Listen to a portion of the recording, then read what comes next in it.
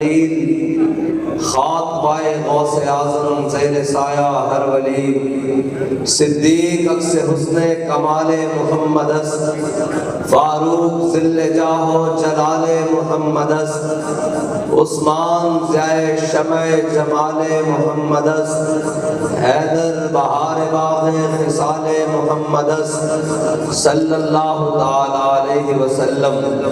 لوح بھی تو، قلم بھی تو، تیرا وجود الکتاب، گنبد آپ کی نہ رنگ تیرے محیط میں حباب، عالم آب و خاک میں تیرے ظہور سے فروغ، ذرہ ریت کو دیا تو نے طلوع آفتاب، شوکت سنجر و سلیم تیرے جلال کی نمود، فخر جنید و بایزید تیرا جمال بے نقاب، تیری نگاہ ناز سے دونوں مراد پا گئے، عقل غیاب و جستجو، عشق حضور و اضطراب، شوق تیرا اگر نہ ہو میری نماز کا امام، میرا قیام بھی حجاب میرا سجود بھی حجاب، گا بہینا می بر اور گا بزور می کشد، عشق کی ابتدا جب عشق کی انتہا جب، عالم سوز و ساز میں وصل سے بڑھ کے ہے فراق، وصل میں مرگ آرزو، ہجر میں لذت طلب، عین وصال میں مجھے حوصلہ نظر نہ تھا،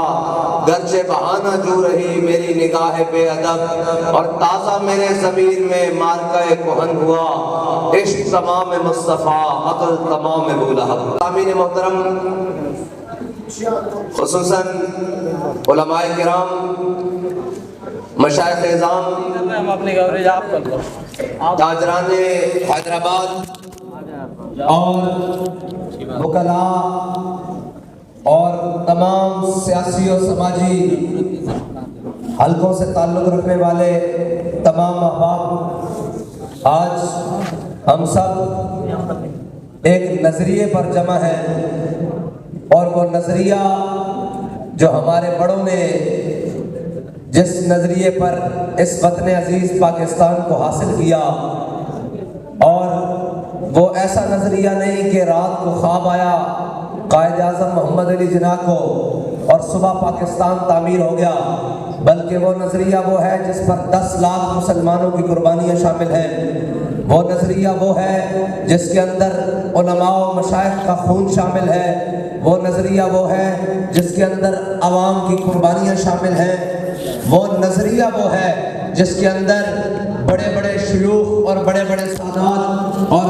قائد اعظم محمد علی جناح جیسے لوگ اور علامہ ڈاکٹر محمد اقبال جیسے لوگوں کی فکر اور محنت شامل ہے، اور وہ اتنی بڑی قربانیوں کے بعد آج ہم ایک اپنی مملکت خداداد پاکستان میں اپنا نظریہ لے کر پوری دنیا کے سامنے کھڑے ہیں کہ ہم وہ لوگ ہیں جنہوں نے ریاست کو حاصل کیا اس نام پر کہ بن کے رہے گا پاکستان اور بٹ کے رہے گا ہندوستان، اور پاکستان کا مطلب کیا؟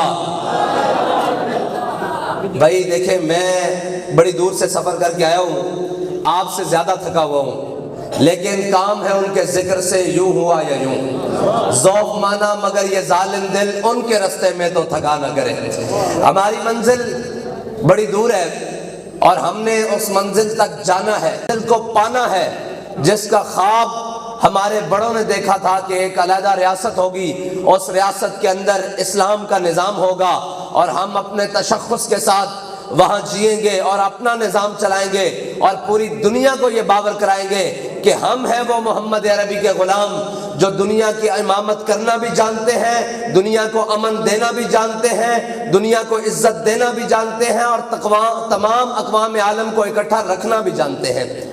اور ہماری منزل بہت بڑی ہے، اور آج ہم تقسیم در تقسیم ہوتے ہوئے کوئی صوبائی، کوئی لسانیت میں، کوئی قومیت میں، کوئی رنگ میں، کوئی نسل میں، کوئی مذہب میں، اور اس طرح سے کوئی لادینیت میں، اور کوئی سیکولرزم کے نام پر، کوئی کمیونزم کے نام پر، کوئی سوشلزم کے نام پر آج امت مسلمہ کی تقسیم در تقسیم کے بعد کوشش یہ جاری ہے کہ علامہ اقبال نے کہا کہ وہ فاقہ کش جو موت سے ڈرتا نہیں ذرا، روح محمد اس کے بدن سے نکال دو۔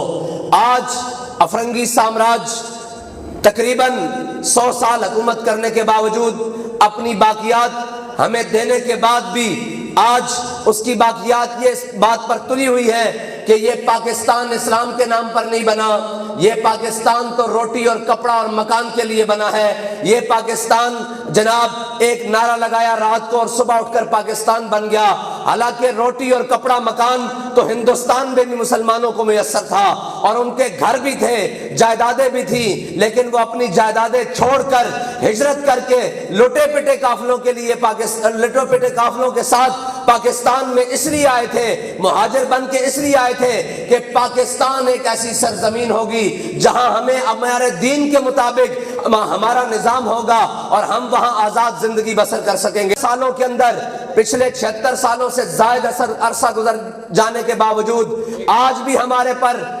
اوپر افرنگی سامراج کے وہ غلام مسلط ہیں جنہوں نے پاکستان کی معیشت کو، جنہوں نے پاکستان کی تہذیب کو، جنہوں نے پاکستان کے دین کو، جنہوں نے پاکستان کے آئین کو، جنہوں نے پاکستان کی تہذیب کو، معاشرت کو، تمام کو تباہ کر کے رکھ دیا ہے، اکھیڑ کر رکھ دیا ہے۔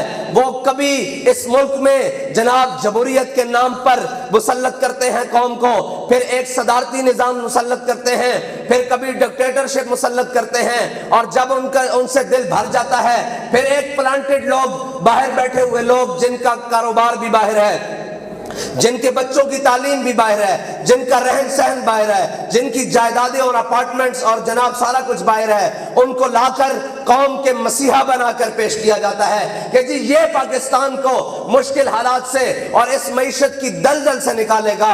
سوال یہ ہے کہ کیا پاکستانی قوم کے نزدیک یہی مسیحا ہیں جو جن کے سونے اور بچھونے لندن میں ہیں اور جن کے اوڑھنے اور بچھونے امریکہ اور یورپ اور جناب نیٹو اور ان تمام طاقتوں کے آگے سجدہ ریزی کرنا ہے؟ حالانکہ پاکستان تو ایک آزاد مملکت ریاست ہے، اس کا ایک اپنا نظریہ ہے، اس کی ایک اپنا آئین ہے۔ ان تمام چیزوں کو پس پش ڈال کر آج تک پاکستان کو دبانے کی کوشش کی جا رہی ہے۔ پھر یہاں تک نہیں، پاکستان کے اندر اسلامی تشخص کو ختم کرنے کے لیے، پاکستان کے اسلامی روح کو ختم کرنے کے لیے باہر سے آئے ہوئے لوگ یہاں نئے نئے بل پاس کرتے ہیں اور آئین میں ترمیم کر کے ختم نبوت جیسی حساس شکوں کو تبدیل کرنے کی کوشش کرتے ہیں۔ پھر یہاں پر بڑے بڑے گستاخان رسول کو چارٹر طیاروں پر بٹھا کر ملک سے باہر بھیجا جاتا ہے۔ پھر یہاں جناب قاتل اور جناب قوم کے غاصب اور چور اور لٹیرے وہ دندناتے پھر رہے ہوتے ہیں، اور قوم کے اندر عاشقان رسول کو تختہ دار پر لٹکا دیا جاتا ہے۔ پھر قوم کی بیٹیوں کا عافیہ صدیقی کی صورت میں امریکہ کے حوالے کر کے سودا کیا جاتا ہے۔ قوم کی عزت، قوم کی غیرت کو غیروں کے ہاں رکھوا کر اور ڈالر کمائے جاتے ہیں۔ پاکستان ان مقاصد کے لیے تو حاصل نہیں ہوا۔ اس مملکت کے اندر تمام عاشقان رسول کے اوپر اور تمام غلامان مصطفیٰ جو کہ پاکستانی قوم بحیثیت غلامان مصطفیٰ پوری دنیا میں اپنا تشخص رکھتی ہے، ان کی عشق رسول کو مٹانے کے لیے اور ان کے عشق رسول کو قدغن لگانے کے لیے پھر پوری دنیا سے ایسے قوانین لائے جاتے ہیں، اور یہاں پر وہ لوگ پلانٹ کیے جاتے ہیں جو صبح شام بیٹھ کر کہتے ہیں کہ جی ناموس رسالت کا مسئلہ، ہم بھی بڑے عاشق رسول ہیں، ہم بھی بڑے عاشق رسول ہیں، لیکن جب ان کے عشق رسول کا جناب سامنے تصویر شائع ہوتی ہے تو ان کا عشق رسول نہیں ہوتا، بلکہ وہ عشق امریکہ اور عشق ڈالر میں اور عشق جناب یورپ اور عشق روس میں اور اپنی تمام قوم کی عزت رکھوالی رکھوا کر اور یہاں آ کر حکمرانی کرنے کے قابل ہو جاتے ہیں۔ آج پاکستان یہ سنتے آ رہے ہیں کہ پاکستان نازک موڑ سے گزر رہا ہے، وہ نازک موڑ کب ختم ہوگا؟ ڈکٹیٹرشپ آئی تو کہا گیا پاکستان نازک موڑ سے گزر رہا ہے، وہ گئے تو جناب یہاں پر بہت بڑے بڑے نامی گرامی سیاستدان آئے اور انہوں نے کہا جی پاکستان نازک موڑ سے گزر رہا ہے، وہ بھی چلے گئے۔ پھر اس کے بعد حکومتیں آئیں، حکومتیں در حکومتیں آئیں، 30 سال تک ادھر جناب ایک ایک صوبے پر ایک ایک جناب صوبے کے اوپر پوری جناب جماعتیں مسلط ہیں اور ان کا نازک دور ختم نہیں ہو رہا۔ نازک دور ان کا نہیں ہے، نازک دور تو قوم کا ہے۔ قوم نازک دور سے گزر رہی ہے، ان کے تو عیاشیاں بھی سلامت ہیں، ان کے تو جناب بینک اکاؤنٹس بھی سلامت ہیں، ان کے جناب مستقبل بھی جن کو وہ مستقبل کہتے ہیں جو انہوں نے خود ساختہ مستقبل پوری دنیا میں بنا رکھے ہیں، وہ سارے سلامت ہیں، لیکن پاکستانی قوم کی آج صورتحال دیکھیں، پوری دنیا ہمارا ہمسایہ ملک میں دیکھیں، وہ جناب ہیومن ریسورسز پہ کام کر رہے ہیں، لیکن ہمارے لوگ آج بھی سڑکیں بنانے پر تلے ہوئے ہیں، آج بھی ان سے نالی کے نام پر ووٹ لیا جا رہا ہے، آج بھی ان سے سٹریٹ لائٹ کے نام پر ووٹ لیا جا رہا ہے، آج بھی ان سے سکول کی اسامیوں کے اندر ووٹ لیا جا رہا ہے، آج بھی ان سے جناب سڑک پر، نالی پر اور جناب تھانہ کلچر اور پٹوار پر ووٹ لیا جا رہا ہے۔ 76 سالوں میں ان مسلط رہنے والوں نے پاکستانی قوم کو اس سطح پر لا کر کھڑا کر دیا ہے کہ وہ 2 وقت کی روٹی کو سوچے بغیر نہ کسی کے ساتھ چلنے کے لیے تیار ہے، نہ اپنے مسائل کو کسی کے سامنے بیان کرنے کے لیے تیار ہے۔ تو کیا ایسے طرز حکمرانی ہوتی ہے؟ کیا ایسے حاکم ہوا کرتے ہیں قوموں کے؟ کیا ایسے ریاستیں چلا کرتی ہیں؟ کیا ایسے جناب ملکوں کی ترقی ہوتی ہے اور ملک دنیا کے اندر امام بن کے پیش کیے جاتے ہیں؟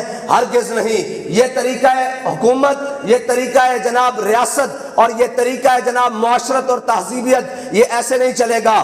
ہم اپنے بڑوں کے وارث بن کر میدان میں ہیں، اور ہم ہر ظالم کے آنکھ میں آنکھ ڈال کر یہ بات کر رہے ہیں کہ مر جائیں گے، ظالم کی حمایت نہ کریں گے، احرار کبھی ترک روایت نہ کریں گے، نہ ہم شیخ، نہ ملا، نہ مصاحب، نہ لیڈر، جو خود نہیں کرتے وہ ہدایت نہ کریں گے۔ یا رسول اللہ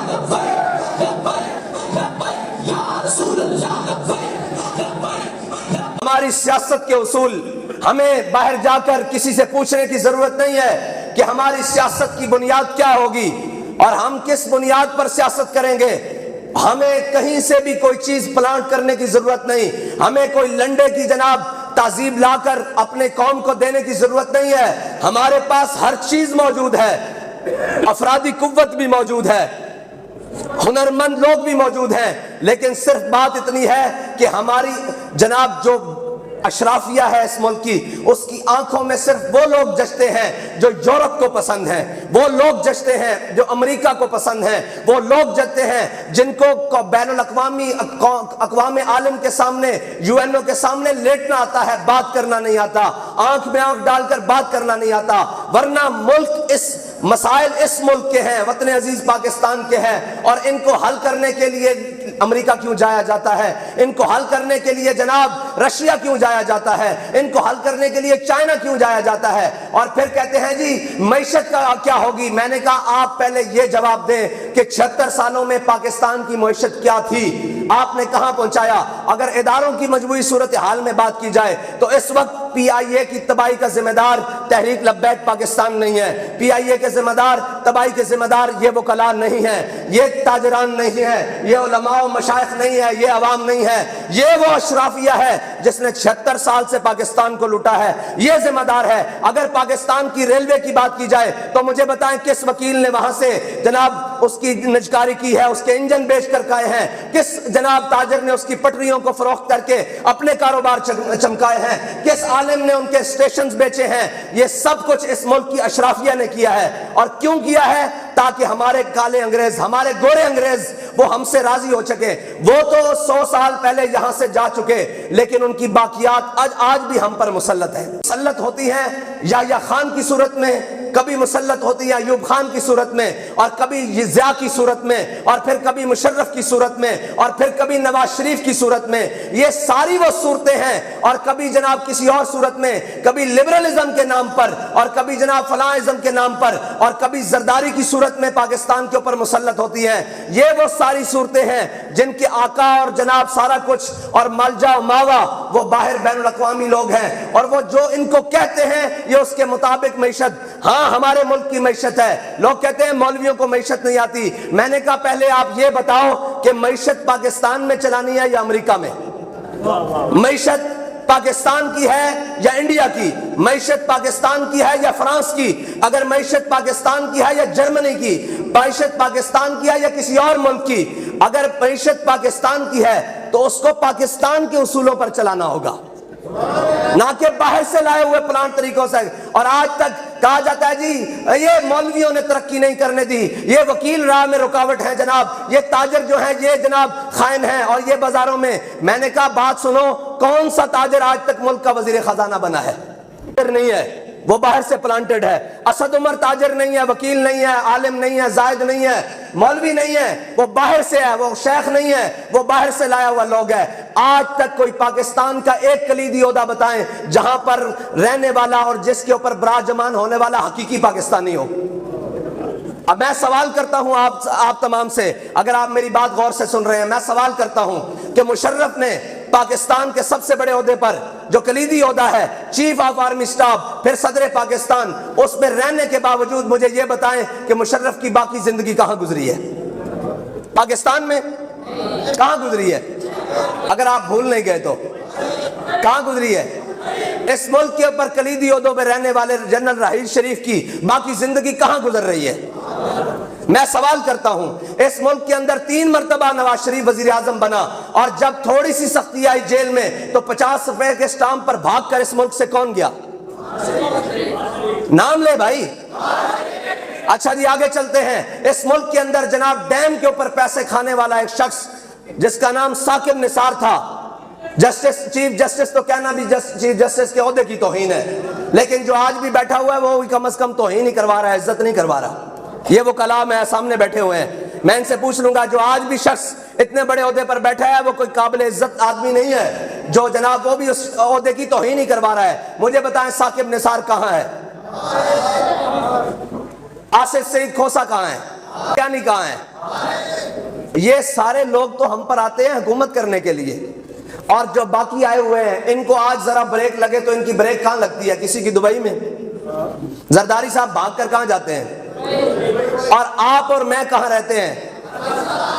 حالات کیسے بھی ہو جائیں, آٹا 16 روپے ملتا تھا, آج 100 روپے ملتا ہے. ہم کہاں رہتے ہیں؟ پیٹرول جناب 60 روپے تھا, آج 230 روپے, 35 روپے, 40 روپے مل رہا ہے, اور ہم کہاں سے پیٹرول بھرواتے ہیں؟ بتائیں یار مجھے, تاکہ مجھے تو آسانی ہو یہ بات کرنے کی. کہاں رہتے ہیں ہم؟ آج پاکستان کی جناب گھروں کے اندر, لائنوں کے اندر پانی نہیں آ رہا, ہم ٹینکروں کے ذریعے اپنے گھروں میں پانی ڈلواتے ہیں, اور ہم رہتے کہاں ہیں؟ ہمارے پینے والے پانی کیا فرانس سے اور جرمنی سے آتے ہیں یا پاکستان سے؟ تو پاکستانی یہ ہوئے یا ہم؟ تو ان کا ہم پر حکومت کرنا فرض ہے یا ہمارا حکومت اس ملک کے اوپر کرنا فرض ہے؟ بس یہ سوال ہے پوری قوم کے آگے کہ جناب آپ کن کو انتخاب کرنا چاہتے ہیں؟ اگر یہی لوگ آپ کے لیے پسندیدہ حکمران اور طرز حکمرانی آپ کو قبول ہے تو پھر تیار ہو جائیں, 70 نہیں 170 سال تک بھی سندھ کے حالات ہوں یا پاکستان کے حالات ہوں, پنجاب کے حالات ہوں یا بلوچستان کے حالات ہوں, خیبر پختونخوا کے حالات ہوں یا گلگت و کشمیر کے حالات ہوں, وہ اس سے زبوں تر تو ہو سکتے ہیں, اس سے بہتر نہیں ہو سکتے. کم از کم ان لوگوں کے ہوتے ہوئے, اور ان لوگوں کی, اور ہمارے ہاں اگر ہم سے پوچھا جائے گا جی آپ کا طرز سیاست کیا ہے, تو میں نے کہا جس نے پاکستان کا تصور پیش کیا ہے ہم اس کا طرز سیاست اٹھا لیتے ہیں. ہم علامہ ڈاکٹر محمد اقبال سے پوچھتے ہیں کہ اقبال ہم یہاں پاکستانی ہیں, تو نے تصور پیش کیا, ہمارے بڑوں نے ملک بنا لیا, اب اس میں حکومت کرنی ہے تو کرنی کیسی ہے؟ علامہ اقبال کہتا ہے سروری در دین ما خدمت گریست. اقبال کہتا ہے یاد رکھنا ہمارے نظریے میں حکومت کا صرف ایک ہی مقصد ہے, وہ ہے خدمت. اور اقبال خدمت کا طرز کیا ہے؟ وہ کہتا ہے عدل فاروقی و فقر حیدریت. کہتا ہے عدل فاروق اعظم والا ہونا چاہیے اور حکمرانوں کے لیے فقر حیدر کرار والا ہونا چاہیے.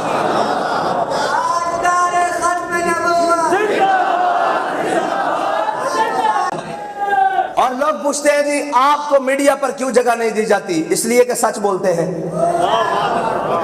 جس دن جھوٹ بولیں گے میڈیا کی زیب و زینت کے پہلے صفحے پر. 2 وجہ ہیں کہ تحریک لبیک میڈیا کے جناب ہاٹ ٹائم میں, جناب کیا کہتے ہیں, سپریم ٹائم کیا کہتے ہیں جی, پرائم ٹائم میں جب جناب تحریک لبیک کی خبریں آنا شروع ہو جائیں تو یا سمجھ لیجئے گا کہ ہم نے تحریک کا سودا کر دیا ہے, اپنے نظریے کا سودا کر دیا ہے, یا پھر دین تخت کے اوپر آ گیا ہے. دوسرا راستہ نہیں ہو سکتا.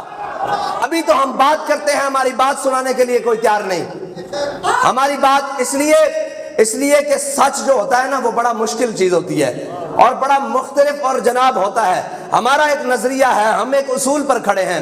اگر ہم ان کے نظریے کو مان لیں, یہ تو وہی تھے جو 100 سال انگریز کے ساتھ مل کر ہمارے بڑوں کی مخبریاں کرتے رہے. اور میں نام نہیں لیتا، میں گزر جاتا ہوں، اس لیے کہ بعض لوگ پھر جناب بات کرتے ہیں کہ آپ آخری حد چھو جاتے ہیں۔ اس ملک کے وزارت خارجہ کے عہدے تک انگریزوں کا غلام، جس کے بڑوں نے 10-10 روپے پر مجاہدین جنگ آزادی 1857 کی مخبریاں کی تھی، وہ اس ملک کے وزارت خارجہ کے عہدے تک گیا ہے۔ لیکن جنہوں نے پاکستان بنایا تھا اور جن کے بڑوں نے قربانیاں دی تھی، آج تک ان کو دبا کر رکھا گیا ہے، اور جو پاکستان کے لیے ہجرت کر کے آئے، آج تک ان کو دبا کر رکھا گیا ہے، اور پھر ان کو لڑا دیا گیا ہے، کسی کو قوم کے نام پر، کسی کو رنگ کے نام پر، کسی کو عصبیت کے نام پر، کسی کو قومیت کے نام پر۔ اگر عصبیت اور قومیت اور رنگ پر ہم نے لڑنا ہوتا تو ہم ہندوستان سے کیوں آتے؟ اصل وطن تو ہمارا ہندوستان تھا۔ ہم اس کو چھوڑ کر اپنے باپ دادا کی قبروں کو، پاکستان اس لیے آئے تھے کہ پاکستان میں وہ نظام ہوگا جو کملی والے کا ہوگا، اور ہم اس نظام کے اندر رہیں گے۔ لیکن یہاں یہ نہیں پتا کہ یہاں سارے انگریز اور جناب یہود و نصارہ کے غلام آ جائیں گے۔ اور علامہ اقبال کہتا ہے تو بدل گیا تو بہتر کے بدل گئی شریعت۔ اقبال کہتا ہے تو نے اپنے آپ کو بدلا، اپنے ریاست کے اصولوں کو نہیں بدلنے دیا، اور جناب اس کو آئین کو نہیں جناب لاگو ہونے دیا۔ اقبال کہتا ہے تو بدل گیا تو بہتر کے بدل گئی شریعت، کہ موافق تدروا نہیں دین شہبازی۔ کہتا ہے تو نے اپنا ذہن بٹیروں جتنا لے لیا۔ بٹیرا سمجھتے ہیں؟ ممولا بٹیرا، بٹیرا ہی کہتے ہیں آپ کے ہاں۔ اقبال کہتا ہے جو بٹیرے ہوتے ہیں نا، بٹیرے، ان کی چھلانگ یہاں سے وہاں، وہاں سے وہاں، اور بس اتنی اڑان ہوتی ہے۔ اور کہتا ہے جس نظریے پر ہم آئے تھے اور جو نظریہ ہمارے بڑے لے کر آئے تھے وہ تو شاہینوں کا نظریہ تھا۔ بٹیرے کی چھلانگ تو یہاں سے وہاں تک ہوتی ہے، شاہین تو لوہے سپر کو بھی نہیں لاتا نگاہ میں۔ اور جب جناب بات کی جائے گی دنیا میں کہ پاکستانی معیشت کا کیا بنے گا، تو وہ ہمیں اٹھ کر یہ کہہ دیتے ہیں کہ جناب جب IMF ہمیں قرضہ دینا بند کر دے گا تو ہم چائنا کے پاس چلے جائیں گے، اور جب وہ قرضہ دینا بند کر دے گا تو ہم جناب رشیا کے پاس چلے جائیں گے، اور جو وہ بند کرے گا تو ہم نیٹو کے پاس چلے جائیں گے۔ پوری دنیا میں پوری پاکستانی قوم کا تعارف کروانے والے یہ حکمران ہیں جنہوں نے پوری پاکستانی قوم کا تعارف بھکاری کے طور پر کروایا ہے۔ آج ملک، وطن اور یہ ساری چیزیں، یہ پاکستان کی سڑکیں اور پاکستان کے ہوائی اڈے گروی رکھوانے والے کیا قوم ہے؟ مجھے یہ بتائیں کہ قوم ٹیکس نہیں دیتی، قوم اپنا کما کر روزانہ نہیں کھاتی، سیلاب آئے تو قوم پیسے اکٹھے کر کے نہیں دیتی، کرونا آئے تو قوم اپنے جناب پاکستانی عوام کی مدد نہیں کرتی۔ کوئی ایسی ایک جگہ بتائیں کہ جناب پاکستان میں اس وقت فلاحی اداروں میں چلنے والے جناب بہت بہت بڑے ادارے ہیں، کیا قوم ان کو پیسے نہیں دیتی؟ قوم ان کو ڈونیشن نہیں دیتی؟ لیکن آج حالت یہ ہے کہ اسی قوم کو پوری دنیا کے سامنے بھکاری بنا کر پیش کیا گیا ہے۔ اور پاکستان کا ٹوٹل خسارہ کتنا ہے؟ 4000 ارب روپے، جو سود کی قسط میں، مد میں۔ اب یہ باتیں لوگوں کو بڑی عجیب لگ رہی ہوں کہ مولوی معیشت پر بات کرتے ہیں۔ مولوی معیشت جانتے ہیں اور بڑے اچھے طریقے سے جانتے ہیں۔ جن کو قل واللہ پڑھنی نہیں آتی وہ ہم سے پوچھتے ہیں کہ معیشت کیسے چلے گی۔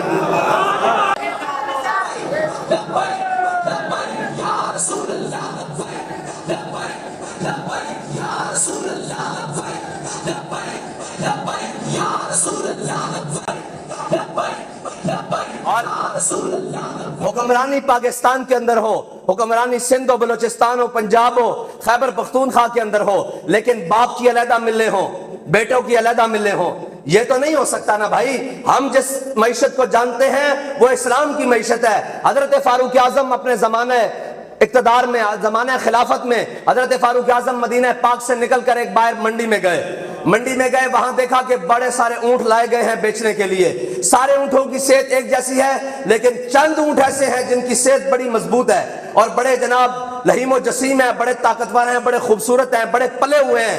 انہوں نے کہا، حضرت فاروق اعظم نے پوچھا یہ اونٹ کس کے ہیں؟ انہوں نے کہا یہ اونٹ آپ کے بیٹے عبداللہ بن عمر کے ہیں۔ انہوں نے کہا یہ اونٹ یہاں کیا کر رہے ہیں؟ انہوں نے کہا آپ کے بیٹے نے یہاں کسانوں سے بات کی ہوئی ہے، وہ اپنے اونٹ یہاں بھیجتے ہیں اور کسان یہاں پالتے ہیں، پھر جو نفع آتا ہے وہ عبداللہ بن عمر لے جاتے ہیں اور جو قیمت ہوتی ہے کچھ بچت وہ ان کسانوں کو دے جاتے ہیں۔ حضرت فاروق اعظم نے کہا عبداللہ بن عمر کو یہیں پر بلاؤ۔ اسی منڈی کے اندر ابھی طلب کرو اپنے بیٹے کو، کہا ادھر آؤ بیٹے، انہوں نے کہا ہاں بھائی یہ باقی اونٹ کھڑے ہوئے ہیں ان کی صحت اتنی اچھی نہیں ہے، تمہارے اونٹوں کی اچھی کیوں ہے؟ اسی چراگاہوں میں یہ باقی سارے اونٹ بھی چرتے ہیں اور وہی اناج کھاتے ہیں جو تمہارے اونٹ کھاتے ہیں، لیکن ان کی صحت اچھی کیوں ہے؟ تو انہوں نے کہا جناب ذرا زیادہ خیال رکھتے ہیں کسان میرے اونٹوں کا۔ تو حضرت فاروق اعظم کہنے لگے تمہارے اونٹوں کا کسان زیادہ اس لیے خیال رکھتے ہیں کہ تم خلیفۃ المسلمین کے بیٹے ہو، امیر المومنین کے بیٹے ہو، اس لیے تمہارے اونٹوں کا خیال زیادہ رکھا جاتا ہے۔ ابھی ان اونٹوں کو فروخت کرو اور جو ان کی قیمت ہے ان کے برابر قیمت تم رکھ لو، جو باقی زیادہ قیمت میں یہ بک رہے ہیں وہ جا کے بیت المال میں جمع کرواؤ۔ کے قائل ہیں بھائی، ہم تو اس نظام کے قائل ہیں کہ حضرت جناب سیدنا صدیق اکبر اپنے گھر میں کھانا کھا رہے ہوں اور ایک دن ان کا دل کرے اور اپنی زوجہ کو کہیں، اپنی بیوی کو کہیں کہ آج گھر میں کھانے کو کوئی میٹھا ہے، تو ان کی زوجہ کہیں کہ جناب جتنی تنخواہ ملتی ہے نا اس سے صرف گھر کا کھانا 2 وقت کا پورا ہوتا ہے، میٹھے نہیں بنتے جتنی آپ تنخواہ لے کر۔ جیسے ایک طریقہ کار ہوتا ہے ایک خاتون کا اپنے خاوند سے بات کرنے، انہوں نے کہا جناب کی جتنی تنخواہ ہے اس سے 2 وقت کا کھانا پورا ہوتا ہے، میٹھے نہیں بنتے۔ انہوں نے کہا اچھا ٹھیک ہے۔ کچھ دن بعد دیکھا تو کھانے کے ساتھ میٹھا بھی آیا، تو حضرت جناب سیدنا صدیق اکبر نے کہا اپنی زوجہ سے، کہا کہ کیا ہمارے ہمسایوں میں کوئی خوشخبری آئی ہے، کسی کے ہاں کوئی ولادت ہوئی ہے، کسی کے ہاں کوئی شادی کا موقع ہے کہ ان کی طرف سے یہ ہمارے پاس میٹھا آیا ہے؟ انہوں نے کہا نہیں نہیں ایسی بات نہیں، آپ کو جتنی تنخواہ ملتی ہے نا روزانہ، ایک ایک پیسہ، ایک ایک پائی، ایک ایک ٹکا میں روزانہ بچاتی رہی ہوں اور آج اتنے پیسے جمع ہو گئے تھے کہ میٹھا بھی کھانے کے ساتھ تیار ہو جاتا۔ تو حضرت جناب سیدنا صدیق اکبر نے وہ میٹھا کھایا نہیں، اٹھ کے بیت المال کی طرف گئے، بیت المال کی طرف گئے اور جا کر کہا کہ اتنے ٹکے، اتنے پیسے، اتنی پائی صدیق کی تنخواہ سے کم کر دیا جائے، کیونکہ صدیق کا اس کے بغیر گزارا ہو سکتا ہے۔ ایسے کر کے اپنا مال تجارت، اور یہ تو لوگوں کو بتایا نہیں نا یار دین، قصور ہمارا بھی ہے اس لیے کہ ہم نے بتایا ہی نہیں دین۔ لوگ پوچھتے ہیں اسلام کیا ہے، میں نے کہا سیدنا صدیق اکبر کا پہلا خطبہ آپ جا کے UN میں سنا دیں، اسلام کا پتہ لگ جائے گا۔ سنا دیتا ہوں حضرت جناب سیدنا صدیق اکبر کا پہلا خطبہ۔ آپ خلیفہ بنے تو آپ نے آ کر پہلے سب لوگوں کو جمع کیا اور کہا ایھا الناس فإنی قد ولیت علیکم ولست بخیرکم فإن أحسنت فأعینونی وإن أسأت فقومونی الصدق امانۃ والکذب خیانۃ والضعیف فیکم قوی عندی حتی ارجع حقہ ان شاء اللہ تعالی علیہ والقوی فیکم ضعیف عندی حتی آخذ الحق منہ ان شاء اللہ تعالی علیہ لا يدع قوما الجہاد فی سبیل اللہ الا خذلهم اللہ بالبلاء ولا تشیع الفاحشۃ الا عمهم اللہ بالذل اطیعونی ما اطعت اللہ ورسولہ فإن عصیت فلا طاعۃ لی قوموا الی صلاتکم یرحمکم اللہ۔ یہ ہے پہلا خلیفہ، یہ ہے پہلا خلیفہ اور یہ ہے چارٹر آف اسلام۔ لوگ پوچھتے ہیں اسلام کیا ہے، آپ آ کر کیا کریں گے؟ یہ دیکھیں سیدنا صدیق اکبر جن کے بارے میں علامہ اقبال کہتا ہے آمن الناس بر مولا ما آپ کلیم اول سینہ ما۔ اقبال کہتا ہے ہمارے آقا مولا صلی اللہ تعالیٰ علیہ وسلم کی تصدیق کرنے والے، سب سے پہلے تصدیق کرنے والے، اور ہمارے طور کے پہلے کلیم ہیں، ہمارے طور کے پہلے کلیم ہیں۔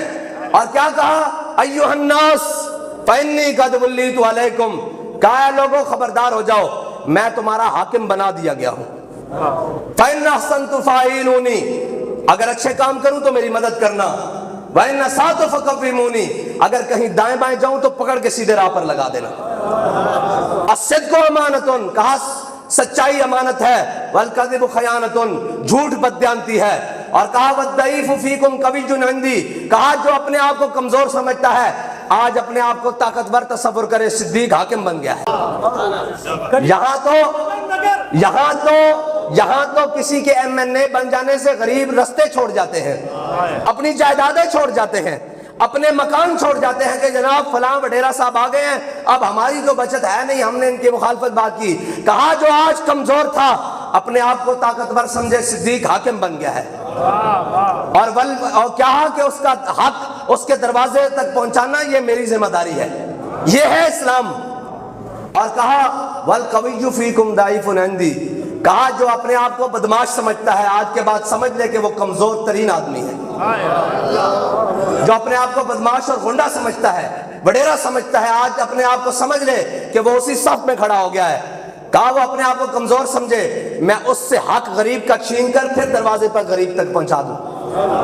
اور پھر کیا کہا؟ لا يدعو قوما الجہاد فی سبیل اللہ الا خذلهم اللہ بالذل، کہا وہ قوم جو جہاد چھوڑ دے گی اللہ اس پر ذلت مسلط کر دے گا، اللہ اس پر ذلت مسلط کر دے گا۔ اور ولا تشیع الفاحشہ، اور جو قوم فحاشی میں مبتلا ہو جائے گی اللہ اس پر بلائیں نازل کر دے گا۔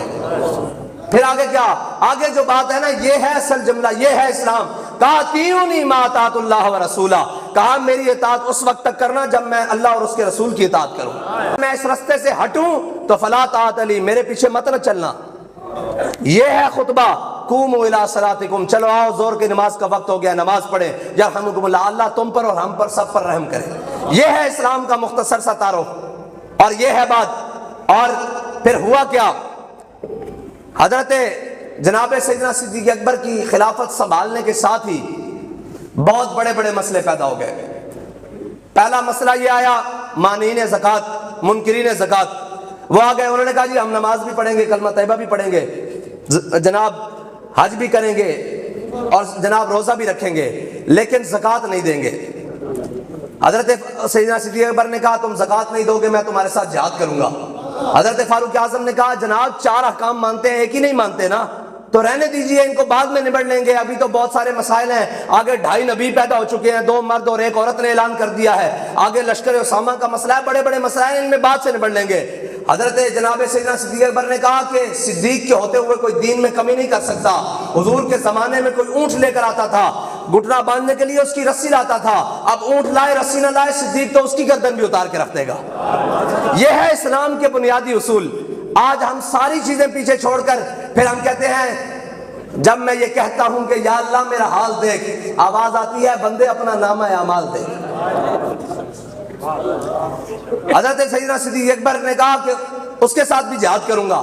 آگے ختم نبوت کا مسئلہ آیا، وہاں بھی سارے لشکر روانہ کر دیے، حضرت خالد بن ولید کو بھی روانہ کر دیا، حضرت شرحبیل بن حسنہ کو بھی روانہ کر دیا، بڑے حضرت جناب مسنہ کو بھی روانہ کر دیا، حضرت کاکا کو بھی روانہ کر دیا، بڑے بڑے جرنیل صحابہ کو روانہ کر دیا۔ آگے مسئلہ آ گیا ایک بہت عجیب، یہ ہے بدلے گا زمانہ لاکھ مگر قرآن نہیں بدلا جائے گا، اے قول محمد قول خدا، فرمان نہیں بدلا جائے گا۔ ہم کہیں کہ 76 سال سود چلا کر اور سود کا سارا نظام چلا کر، اور بعد میں ہم کہیں کہ اسلامی جمہوریہ پاکستان، تو اقبال کہتا ہے کہ گلا جفائے وفا نما، حرم کو جو اہل حرم سے ہے، کسی بت کدے میں بیان کروں تو صنم بھی کہہ دے ہری ہری۔ اقبال کہتا ہے جو حال حرم والوں نے اپنے حرم کے ساتھ کیا ہے نا، کسی بت خانے میں جا کر بتاؤں تو جناب بت بھی تالیاں دینے لگ پڑے، کلیپنگ کرے کہ واہ واہ مسلمان تیری کیا بات ہے، تو نے اپنے حرم کے ساتھ یہ کر ڈالا۔ اور جناب آج علامہ اقبال نے بھی دیکھا نا سارا کچھ باہر، اور اس نے بھی یورپ میں دیکھا، مسلمانوں کو بھی دیکھا اور ان کی حالات بھی دیکھے، اور ان کے حکمرانوں کی طرز حکمرانی بھی دیکھی، تو وہ پیٹھ اٹھا کہنے لگا مکتبوں میں کہیں رعنائی افکار بھی ہے، خانقاہوں میں کہیں لذت اسرار بھی ہے، منزل رہنما دور بھی دشوار بھی ہے، اس قافلے میں کوئی قافلہ سالار بھی ہے۔ کہنے لگا میں مکتبوں میں گیا، وہاں بھی بلڈنگز کی باتیں ہو رہی تھی، وہاں بھی جناب پلاٹوں کی باتیں ہو رہی تھی، وہاں بھی ڈیفنس اور جناب بحریہ میں پلاٹنگ کے حوالے سے باتیں ہو رہی تھی، وہاں کبھی بھی نظام کے بارے میں بات نہیں ہو رہی تھی۔ کہتا ہے میں وہاں سے اٹھا اور خانقاہ میں گیا، خانقاہ والوں کی جب بات سنی تو وہاں بھی V8 اور فارچونر کی باتیں ہو رہی تھی، دین مصطفیٰ کی بات نہیں ہو رہی تھی۔ بات کہتا ہے میں مکتبوں میں کہیں رعنائی افکار بھی ہے، خانقاہوں میں کہیں لذت اسرار بھی ہے، منزل رہنما دور بھی دشوار بھی ہے۔ کہتا ہے تیری منزل تو فلسطین تھی، نہیں سمجھ آئی؟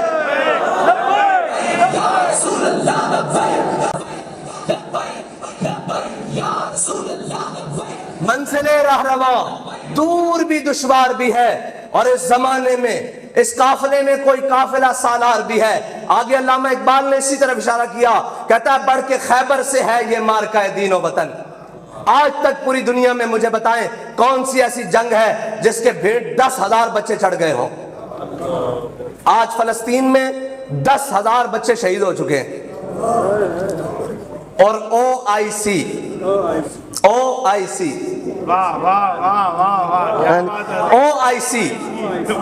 وہ اور یہ علامہ اقبال پھر اقبال کی بات اس لیے کرتے ہیں کہ اس نے چھوڑا کوئی جناب موضوع نہیں ہے جس پر اس نے نہ سمجھایا امت کو کہ یہ کیا. وہ کہنے لگا یہ تمہیں ان سے امید ہے, یہ جو OIC میں کھڑے ہیں تامن اسلامی مردے, ممالک نہیں ہے بھائی, ممالک نہیں ہے, یہ مردے ہیں. اگر ممالک ہوتے کم از کم غزہ پر بمباری تو بند کرواتے, نہ بھجوائیں جناب دوائیاں, نہ بھجوائیں خوراک, کم از کم ان کی قتل و غارت تو بند کرواتے ہیں. لیکن کسی نے ان کی بات سنی ہے؟ کیونکہ بھائی مانگنے والوں کی کبھی باتیں سنی گئی ہیں, کبھی بے حیا اور بے غیرت لوگوں کی بھی باتیں سنی گئی ہیں پوری دنیا میں؟ نہیں سنی جاتی بھائی. باضمیر لوگوں کی بات سنی جاتی ہے, طاقتوروں کی بات سنی جاتی ہے, قوت رکھنے والوں کی بات سنی جاتی ہے. قرآن نے کہا وَأَعِدُّوا لَهُم مَّا اسْتَطَعْتُم مِّن قُوَّةٍ وَمِن رِّبَاطِ الْخَيْلِ تُرْهِبُونَ بِهِ عَدُوَّ اللَّهِ وَعَدُوَّكُمْ.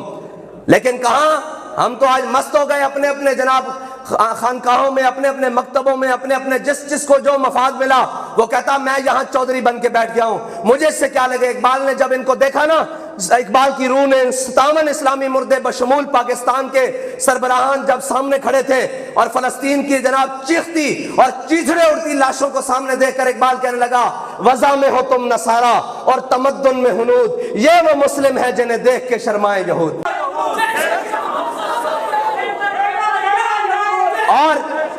اور آگے کیا کہا علامہ نے جو اس موضوع پر کہا, کہتا ہے بڑھ کے خیبر سے ہے یہ مارکہ دین و وطن. یہ جو اب مارکہ چل رہا ہے, غزہ میں چل رہا ہے, فلسطین میں چل رہا ہے, کہتا ہے بڑھ کے خیبر سے ہے یہ مارکہ دین و وطن. اس زمانے میں کوئی حیدر کرار بھی ہے؟ کہتا ہے کوئی ہے تم میں حیدر کرار؟ کون حیدر کرار؟ مولا کائنات عمر بن عبد ود آیا اور خیبر کا بدماش آیا. جیسے آج نیتن یاہو ہے نا, اس وقت یہودیوں کا عمر بن عبد ود تھا, بدماش پورا طاقتور. اور اس نے آ کر پکارا, اس نے کہا ہے کوئی مدینے والوں میں جو میرا مقابلہ کرے, ہے کوئی طیبہ والوں میں جو میرا مقابلہ کرے. اس نے جب للکارا تو حضرت مولا کائنات نے حضور سے عرض کی یا رسول اللہ مجھے اجازت ہے میں اس کے مقابلے میں جاؤں. حضور نے خود دستار باندھی مولا کائنات کو, اور جب مولا کائنات چلے نا تو اس نے کہا مدینے والوں جان لو میرا نام مرحب ہے, میں 1000 کے مقابلے میں اکیلا آتا ہوں اور میں فلاں ہوں, میں فلاں ہوں. تو مولا کائنات نے یہ نہیں کہا کہ ہم امن والے مسلمان ہوتے ہیں, کوئی بات نہیں ہم دعا کر سکتے ہیں آپ کے جناب ان کے لیے. کہا نہیں, اگر تیرا نام مرحب ہے نا تو ان الذی سمتنی امی حیدرا, فرمایا تیرا نام مرحب ہے, میری ماں نے میرا نام حیدر رکھا, جھاڑیوں کا شیر.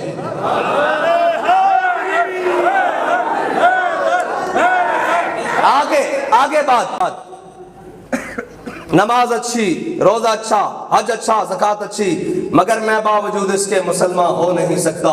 نہ جب تک کٹ مروں خواجہ بطحا کی عزت پر, خدا شاہد ہے کامل میرا ایمان ہو نہیں سکتا. مولا کائنات سیدنا علی المرتضیٰ جب چلے نا جناب اس کے مقابلے میں, صحابہ کہتے ہیں جب آمنے سامنے آئے تو اس نے کہا مرحب, نے کہا کس کو جرت ہوئی ہے میرے مقابلے میں آئے؟ فرمایا علی ہوں, علی. اس نے کہا تیار ہو جناب. صحابہ کہتے ہیں ایسے جناب تلواریں چمکی جیسے بجلی کڑکتی ہے, اور پھر دھول اڑی, دونوں گم ہو گئے, مرحب بھی گم ہو گیا اور مولا کائنات بھی اس جناب غبار میں گم ہو گئے. اور جب تلواریں ٹکرائیں تو کہتے ہیں یکدم خاموشی ہوئی, اور مولا کائنات جب اس غبار سے باہر نکلے اور نعرہ تکبیر بلند کیا, اور نعرہ تکبیر بلند کیا, اور حضور نے دیکھا کہ علی فاتحانہ انداز میں آ رہے ہیں, تو میرے آقا مولا نے دیکھ کر پتہ کیا فرمایا؟ فرمایا درب علی جن یوم الخندق افضل من عبادت الثقلین. یہ ثقلین پتہ کس کو کہتے ہیں؟ ثقل کہتے ہیں طاقت کو. میں آپ کو سمجھا دوں پھر ترجمہ بتاتا ہوں. ثقل کہتے ہیں طاقت کو, اور ثقلین 2 طاقت کے مجموعوں کو کہتے ہیں. جنوں اور انسانوں کی مجموعے کو ثقلین کہتے ہیں. کہتے ہیں نا غوث ثقلین, کہتے ہیں نا حضرت غوث پاک کو کہ آپ جنوں اور انسانوں کے غوث ہیں. یہ جناب ثقلین جنوں اور انسانوں کی قوت کو مجتمع ہونے کو ثقلین کہتے ہیں. تو میرے آقا و مولا نے فرمایا درب علی جن یوم الخندق افضل من عبادت الثقلین. فرمایا علی نے آج جو جناب ضرب لگائی ہے نا, یہ ثقلین کی عبادت سے افضل ہے. اب میں آپ کو بات سمجھانا چاہتا ہوں. امیر المجاہدین نے فیض آباد میں بیٹھ کر جو عالم کفر کے سینے میں خنجر کھونپا ہے نا, وہ ہم تمام کے اعمال سے افضل ہے, اور جس کا درد آج بھی باقی ہے اور قیامت تک باقی رہے گا. اور ان کو بھی درد رہے گا اور ان کے بڑوں کو بھی درد رہے گا، اور ہم نے یہ وعدہ کیا ہے کہ اس درد میں انشاءاللہ مزید اضافہ کرتے رہیں گے، اور اس اضافے کو کرتے ہوئے حضور کے دین کو تخت پر لائیں گے۔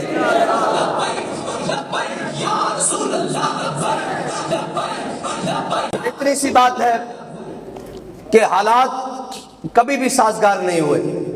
حالات تو تب بھی سازگار نہیں تھے جب 8 تلواریں تھی اور سامنے 313 بندہ اور سامنے جناب 1000 بندہ۔ حالات تو تب بھی سازگار نہیں تھے۔ حالات تو مقام شوت سے جب منافق واپس آ رہے تھے، 700 صحابہ تھے اور میرے آقا مولا احد کے میدان میں جا رہے تھے اور بیچ میں سے غداری کر کے واپس آ رہے، تو حالات تو تب بھی سازگار نہیں تھے۔ حالات تو تب بھی سازگار نہیں تھے جب کھانے کے لیے کچھ نہیں تھا، پیٹ پر پتھر باندھ کر خندق کھودی جا رہی تھی۔ حالات کبھی بھی سازگار نہیں ہوئے۔ اگر امیر المجاہدین دیکھتے کہ حالات سازگار ہوں تو وہ تو ویل چیئر پہ بیٹھے ہوئے تھے، ان کو تو شریعت اجازت دیتی ہے، رخصت کی اجازت دیتی ہے، لیکن یاد رکھنا رخصت والوں کا کبھی تاریخ میں نام نہیں لکھا جائے گا۔ ہم سب مٹ جائیں گے، یہ 57 کے 57 اسلامی ممالک یہ تمام یہ مٹ جائیں گے، لیکن رخصت والوں کا نام نہیں لکھا جائے گا۔ جب بھی قیامت تک نام لکھا جائے گا تو حماس والوں کا نام لکھا جائے گا۔ یہ یاد رکھیے گا، رخصت والوں کو کبھی کسی نے کبھی نہیں پوچھا، آج تک کبھی نہیں پوچھا۔ کون جانتا ہے کون ہوگا؟ ہمیشہ تاریخ فاتحوں کو یاد رکھتی ہے۔ اور جب ہلاکو خان آیا نا بغداد میں، تو اس نے خلیفہ کو سامنے بٹھایا، اس کو قید کر لیا، اور اس کا محل یہ تو کچھ نہیں، صاف ظاہر ہے سونے کی کھڑکیاں تھیں اور بڑے بڑے عالی شان پردے اور محمل بچھا ہوا اور حریر اور ریشم کے کپڑے اور جناب سونے کی تشتریاں اور برتن، سارا کچھ اس نے جب دیکھا نا تو اس نے سارے سونے جواہرات خلیفہ کے سامنے لا کے رکھ دیے۔ اس نے کہا اس کو کھاؤ۔ اس نے کہا میں ان کو کھا تو نہیں سکتا۔ اس نے کہا تم نے ان لوہے کی کھڑکیوں کو پگھلا کر تلواریں کیوں نہیں بنائی تاکہ تم میرا مقابلہ کر سکتے؟ ان جناب سونے اور جواہرات کے ان اپنے سپاہیوں کو کیوں نہیں دیے تاکہ وہ میرے دلیری سے مقابلہ کرتے؟ اور تم نے یہ سارا کچھ کیوں کیا؟ نرم اور جناب ریشم اور حریر کے کپڑوں میں آرام سے بیٹھے رہے، کیوں بیٹھے رہے؟ تم میدان میں کیوں نہیں آئے تاکہ تمہاری پیٹھ گھوڑے کے پیٹھ کے ساتھ چپکی رہتی اور مجھے مزہ آتا مقابلہ کرتے ہوئے؟ تو خلیفہ نے کہا کہ اللہ کی یہی مرضی تھی۔ اس نے کہا اب جو میں تمہارے ساتھ کرنے لگا ہوں اللہ کی یہی مرضی ہے۔ اس نے قالین نمدوں میں لپٹوایا خلیفہ کو اور اوپر پورے گھوڑے دلوا دیے، اور پھر آخر میں اس نے ایک بڑی تاریخی بات کی خلیفہ کو دنیا قتل کرنے سے پہلے۔ اس نے کہا خلیفہ یاد رکھنا دسترخوان پہ کھانے نہیں گنے جاتے، تاریخ ہمیشہ فتوحات کو یاد رکھتی ہے۔ تاریخ ہمیشہ یہ یاد رکھتی ہے کہ اس شخص نے اپنی ملت اور قوم کے لیے کیا کیا ہے۔ کبھی بھی تاریخ یہ یاد نہیں رکھتی کہ ایک قوم کا سربراہ 100 کنال کے محل میں رہتا تھا یا 10,000 کنال کے محل میں رہتا تھا۔ تاریخ یہ یاد رکھتی ہے کہ یہ اپنی قوم کے لیے کر کے کیا گیا ہے، اس نے اپنی قوم کی خدمات کیا دی ہیں، اس نے اپنی قوم کے لیے چھوڑا کیا ہے، اور اس نے اپنی قوم کے لیے کیا کیا ہے۔ اور یہ بھی یاد رکھنا بڑی عمریں اور بڑے تجربے یہ معنی نہیں رکھتے۔ عمر بن عبدالعزیز کی 39 سال عمر ہے اور آخری وقت میں آپ کا سالہ آیا بار بار، اس نے کہا عمر کوئی لکھ دو، کوئی وراثت میں لکھ دو اپنی اولاد کے لیے، کوئی چیز بھی نہیں ہے۔ تو عمر بن عبدالعزیز نے ایک بڑی قیمتی بات کی، انہوں نے کہا اگر میری اولاد اللہ اور اس کے رسول کے احکام پہ چلتی رہی تو اللہ ان پر ذلت مقدر نہیں کرے گا، اگر انہوں نے اللہ اور اس کے رسول کا در چھوڑ دیا تو پھر نہ عمر کو ان کی ضرورت ہے نہ اللہ اور اس کے رسول کو ان کی ضرورت ہے۔ تو وہ جو قومی خزانوں سے لوٹتے رہے، ایک وقت آیا وہ دمشق کی گلیوں میں بھیک مانگتے رہے، اور ایک وقت آیا کہ عمر بن عبدالعزیز کی اولاد نے 1 لاکھ گھوڑ سوار دستے کو مسلمانوں کی فوج میں شامل کیا۔ نیکی کبھی ضائع نہیں ہوتی، نیکی کبھی ضائع نہیں ہوتی۔ ہمارا کام ہے اخلاص کے ساتھ کام کرنا، اور کام کس سے حیثیت سے کرنا؟ کم از کم ذہن میں 13 سالہ مکی زندگی رکھ کر، 13 سالہ مشکلات رکھ کر، یہ عشق نہیں آسان، بس اتنا سمجھ لیجئے، اور یہ سفر ہے کوئے جانا، یہاں قدم قدم بلائیں، جنہیں زندگی ہو پیاری وہ یہیں سے لوٹ جائیں۔ یہ بڑے مشکل سفر ہے، کٹھن سفر ہے، یہ مرحلہ وار طے ہوتا ہے، لیکن یاد رکھنا منزلیں ہمیشہ بہادروں کو ملا کرتی ہیں، بزدلوں کو نہیں ملا کرتی۔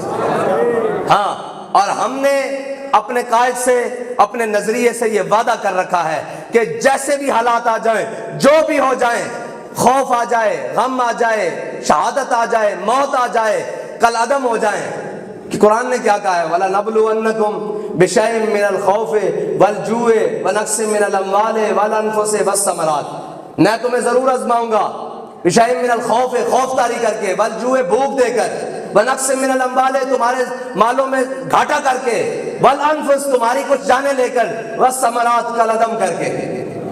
وَالثَّمَرَاتِ کا معنی کل عدم ہی بنتا ہے نا کہ جو کچھ ہے ظاہری طور پر ضائع کر کے۔ وَبَشِّرِ الصَّابِرِينَ، صبر کرنے والوں کو خوشخبریاں ہیں، اور مومن ہے ہی وہ جو مشکلات سے نہیں گھبراتا۔ اور ہم تو یہ کہتے ہیں کہ بڑھتا ہے شوق ان کی نہیں سے، ٹھیک ہے جی، جیسے بھی حالات رہیں ہم نے یہ قسم کھائی ہوئی ہے کہ ہم اپنے نظریے کے ساتھ وفا کریں گے، اور یہ یاد رکھنا سب کچھ مٹ جاتا ہے، نظریہ کبھی نہیں مٹتا، نظریہ کبھی نہیں مٹتا۔ اگر نظریہ مٹ گیا ہوتا تو ہم یہاں کھڑے ہو کر امیر المجاہدین کی باتیں کیوں کر رہے ہوتے؟ نظریہ زندہ رہتا ہے۔ اقبال کہتا ہے عشق کی تقویم میں اثر رواں کے سوا اور بھی زمانے ہیں جن کا نہیں کوئی نام، اور کہتا ہے مرد خدا کا عمل عشق سے صاحب فروغ، عشق ہے اصل حیات، موت ہے اس پر حرام۔ اقبال کہتا ہے اگر کسی کا کام قیامت تک کے لیے بڑھ سکتا ہے، کسی کا نام زندہ رہ سکتا ہے، کسی کی بات زندہ رہ سکتی ہے، وہ کسی اور وجہ سے نہیں رہ سکتی، وہ امام الانبیاء کے نام کی وجہ سے رہ سکتی ہے۔ اور اگر کسی کو یقین نہیں، میں اس کو لاہور لے کر جانے کے لیے تیار ہوں اور میانی صاحب قبرستان دکھانے کے لیے تیار ہوں، وہاں بیوروکریٹس، بریگیڈیئرز، جرنیل، جناب ایکسین، پتہ نہیں دنیا کی ہر بلا، ہر جناب ڈاکٹر، پتہ نہیں فلسفی، سارا کچھ، میں قبروں کی تختیاں بھی گر گئی ہیں، مٹ گئی ہیں، ایک قبر زندہ ہے جس کو علم الدین کی قبر کہتے ہیں۔ اب تک کسی کا نام زندہ رہے گا اور کسی کا کام زندہ رہے گا، وہ امام الانبیاء کی نسبت کی وجہ سے زندہ رہے گا۔ بس ہمارا کام یہ تھا۔ اقبال کہتا ہے کہ وہ کیا کہتا ہے، اثر کرے نہ کرے سن تو لے میری فریاد، اثر کرے نہ کرے سن تو لے میری فریاد، اور جناب زہر بھی کرتا ہے کبھی کار تریاکی ہے جی۔ بس اللہ تعالیٰ مجھے اور آپ کو حضور سے پکی وفا کرنے کی توفیق عطا فرمائے۔